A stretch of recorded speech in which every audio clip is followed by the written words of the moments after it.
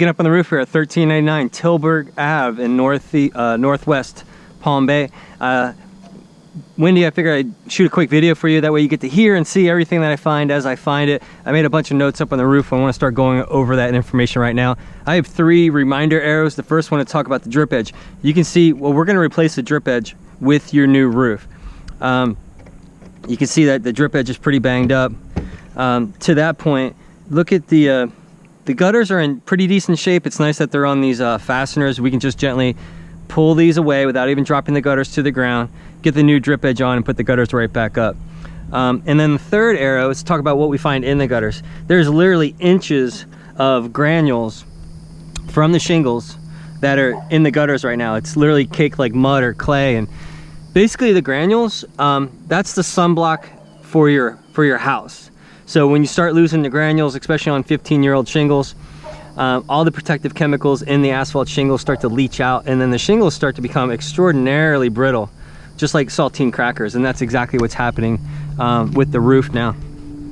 So in conjunction with the brittleness, you also now have what's called lift up. And so some are worse than others, but lift up is when you lose that adhesive bond between the back of the shingle and the roof itself. Once that bond has been broken and dries out, it's not going to stick back down. Look at this long run here.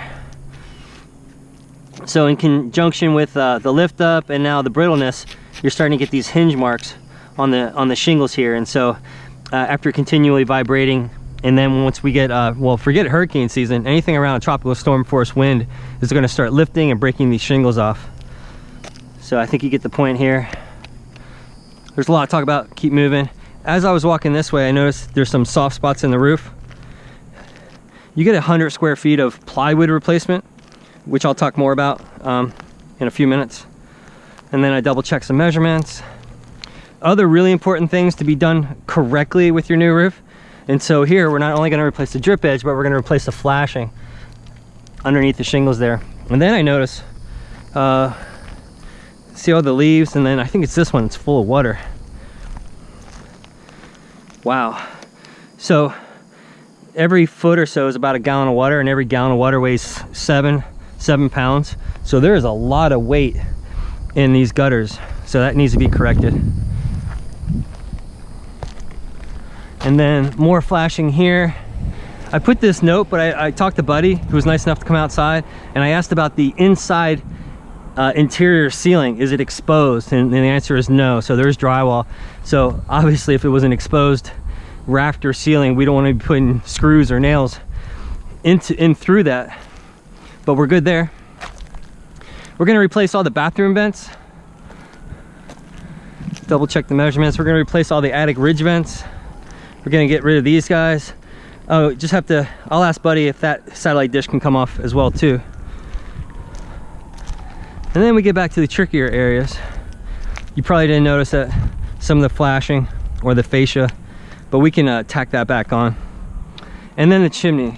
So the chimney's leaking really bad for obvious reasons, because we have water going this way, we have water going this way, and it's slamming into the chimney here. So the only way to do this correctly is get it all off of there, scrape it off, reflash it correctly like it was brand new again, all the way around. The other tricky part is this here. Look at this. So there are no less than 3 roofs, 3 different angles. We have here, here, and then coming down to here. So that's got to be done right as well. And it's all interwoven together in that area there. We're going to replace all the gooseneck style vents. Oh, can you see the huge dip in the wood right there? So it's dangerously soft in this area as well too. Just want to point that out. We're going to replace that. All right, last 20 seconds. I want to share with you how we, Florida Native, are going to redo your roof and do it correctly. Forgive my metal example here, but oh, maybe you're interested in metal. We can talk about it. There's 2 types of metal. There's either I can see the screws or I can't see the screws. We sell mainly hidden fasteners. It's not that much more, and it looks so much better. I'll send you an estimate for that as well too. But it's all the layers underneath that are so vitally important. By the way, if we do talk about shingles, we only use CertainTeed Landmark Series shingles. It's the thickest, heaviest shingle out there for the same price as the other ones. By the way, you probably have weatherwood right now, or some earlier version of weatherwood. Okay, so imagine this with me. We're going to remove all the shingles, get down to the bare plywood, just like we talked about there, up front, over there. We're going to replace any of the rotted plywood that we find. You get 100 square feet with your new roof project. 2 of the building code upgrades since your last roof was put on 15 years ago. The first one's called re-nail the roof to code. So the code says place a new nail holding your plywood to your roof trusses every 6 inches. We go every 4 to 5 inches. We're going to double, triple the number of nails holding your plywood to your house, to your roof. Okay. And then the other really important one is called waterproof barrier or peel and stick. We're going to cover every inch of this bare plywood roof with waterproof barrier. Even in the event that the neighbor's shed ends up on top of your brand new roof, it's still not going to allow water inside the house because of the waterproof barrier. Okay. And then we're going to put either your shingles or your metal roof on top of that. So that's kind of the whole thing. So I'll wrap up this video. I'll send you the estimates, the photo folder. I'll send that to you via email. Thanks, Wendy.